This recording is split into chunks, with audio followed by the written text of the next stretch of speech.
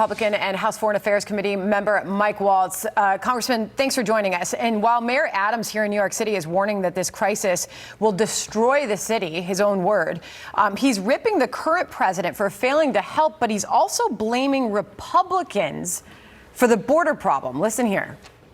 This mess is Trump like Republicans' mess.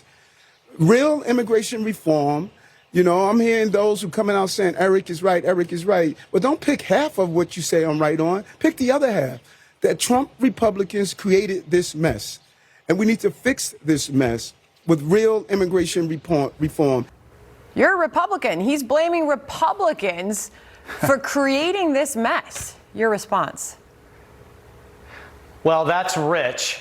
And, you know, New York City, Chicago, Governor Hochul in New York State, welcome to what Texas, Arizona, the border states, and even to a degree Florida has been experiencing, because it's not just over the border. We have seaward migration as well. What we've been experiencing now for the last 2 years, he is right that there's no end in sight because there's zero effort to secure the border. In fact, the Biden administration is selling the pieces of the border. They're auctioning off the pieces that the taxpayers already bought. And, you know, finally, because the mainstream media is not covering it, finally, the rest of the country is seeing what these border states have had to endure. And I can tell you in my community, the thing that has people so upset is when you have veterans that aren't getting the services that they deserve, when you have minority schools and opportunity zones that aren't getting necessarily what they deserve, schools that are already overcrowded, hospitals that are overcrowded. The Biden administration was able to get away with this the first year, flying people around in the middle of the night, but now it's reached such crisis proportion that everybody's feeling it. And I do think the president is going to continue to see this political blowback. While not naming him by name, he says the White House, not President Biden, but the White House has given no support for the thousands of asylum seekers arriving every month.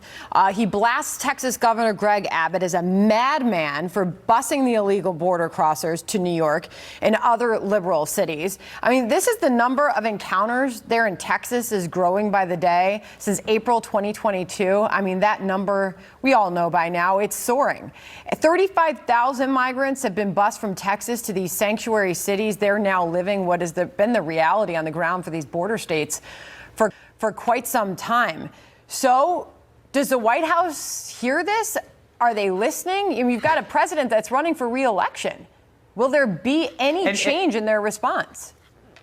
And here's just the fundamental flaw in Eric Adams' criticism of Republicans. If we move to immigration reform, say we do that next week, when we're back in session, if you have an unsecured border, you're going to be right back where you started within months, if not years. It's just going. The problem is just going to start all over again. The solutions have to be sequential. You have to secure the border first, then you move on to immigration reform. And oh, by the way, where is Kamala Harris, the border czar, in all of this? The other solutions that we've put forward are let's go after the cartels in a meaningful, aggressive way. They're making billions off this human trafficking. And if you want to talk about root causes, let's incentivize manufacturing to come out of China. And if it can't come to the United States, go into Central America where you're creating growth, creating jobs, and not just throwing American tax dollars at the problem where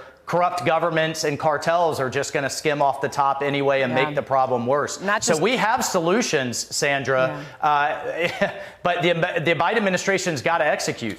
Not just throwing tax dollars at the problem, but it's a huge economic, struggle for these cities and the hotels right around these areas where you have these migrants who are lining up around the block. That was Roosevelt Hotel we keep showing the video of. It still looks like that right now for the many of us who go by there every day. It is a problem that is clearly only getting worse in this city. We'll see where it goes next. Congressman, appreciate you joining us. Thank you.